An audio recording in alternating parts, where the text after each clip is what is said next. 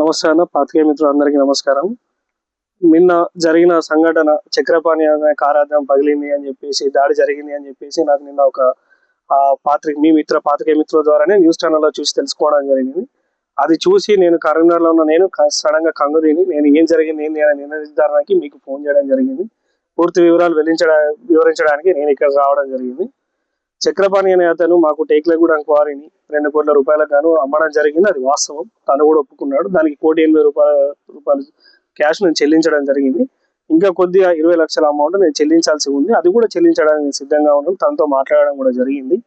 అయితే ఈ క్రమంలో తాను సొసైటీకి తెలియకుండానే సొసైటీ చెక్ బుక్లు తాను దొంగలించి పోస్ట్ ఆఫీస్ నుండి 500 రూపాయలు చేతిలో పెట్టేసి తాను ఆ పోస్ట్ ఆఫీస్ నుండి ఎత్తుకపోయిన చెక్ బుక్ పై ఆ అధ్యక్షురాలని గుప్పట్లో పెట్టుకొని బ్లాంక్ చెక్ల పైన సంతకాలు తీసుకొని ఆ బిల్ వచ్చింది అని చెప్పేసి మాకే తెలియకుండా అధ్యక్షురాలు వారికి ఎవరికి చెక్ బుక్ ఇవ్వకుండా ఈ విషయంపై పలుమార్లు ఊర్లో చర్చించే పంచాయతీలు జరిగినా కూడా ఊరికి ఆ cheque book society cheque book తెచ్చివ్వకుండా బిల్లు వచ్చిన తర్వాత బిల్లు దొక్కేద్దామన్న దురుద్రాశంతో ఆ చెక్ బుక్ ఇక్కడ సార్ సబ్మిట్ చేయమన్నప్పుడు బిల్లు వచ్చిందని సబ్మిట్ చేయమన్నప్పుడు చేసే క్రమంలో అన్ని చెక్ బుక్ లో చెక్ లిప్స్ మీద బ్లాంక్ చెక్ల మీద సంతకాలు చేసి ఉండడం వల్ల పిఓ సార్ గారు ఆ రెడ్ పెన్ తో మొత్తం కొట్టేయడం జరిగింది. ఆ చెక్ బుక్ క్యాన్సిల్ చేయడం జరిగినటువంటి క్రమంలో తన ప్లాన్ బెడిసి కొట్టింది అని చెప్పేసి నా డబ్బులు మాకే తెలియకుండా తీసుకుందామన్న తన దురుద్రాశ ఆ వల్ల చెక్ బుక్ క్యాన్సిల్ చేయడం వల్ల తన ప్లాన్ బెడిసి కొట్టింది అని చెప్పేసి తన కార్ని తానే ధ్వంసం చేసుకొని ఇందులో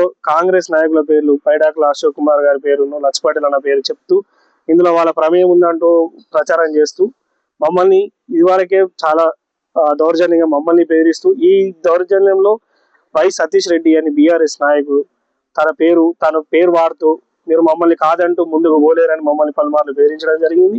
ఫోన్లో కూడా మమ్మల్ని బెదిరించడం జరిగింది. ఈ సతీష్ రెడ్డి అండా చూసుకొని వై సతీష్ రెడ్డి అంట బీఆర్ఎస్ నాయకుడు తన అండా చూసుకొని మమ్మల్ని కాదని మీరు కాల్ ఎలా చేస్తారో చూస్తామని చెప్పి బెదిరించడం జరుగుతుంది.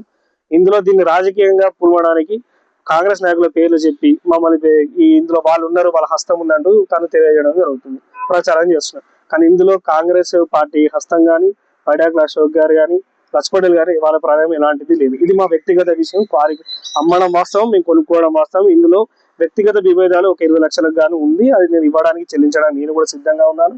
బట్ తాను మాకు 20 లక్షలు రాకుండా మా బిల్లే మాకు రాకుండా మాకు వచ్చిన 1,01,00,000 రూపాయల బిల్లును తానే మొత్తం తీసుకుందామన్న దురుద్రాశతో ఇవన్నీ దుష్ప్రచారం చేస్తూ తన కారే తన ధ్వంసం చేసుకొని మా పైన ఇలాంటి నిందలు మోపడం జరుగుతుంది. ఇప్పుడు మీ ఇద్దరు నిన్న పొద్దున 10 గంటలకు మేము న్యూస్ చూసేసరికి కంగుతిని ఇందులో మా పేర్లు తాను మెన్షన్ చేయడం ద్వారా మేము కరీంనగర్ లో ఉన్నాము, అంబర్పేట శంకర్ అన్న కొడుకు రఘు తను కూడా ఈ క్వారీలో పార్ట్నర్ కాబట్టి తాను కూడా తన పేరు రావడం చూసి కంగుతిని మేము ఫోన్ లో మాట్లాడుకొని హుటాహుటిన ఎస్పీ ఆఫీస్ కి రావడం జరిగింది.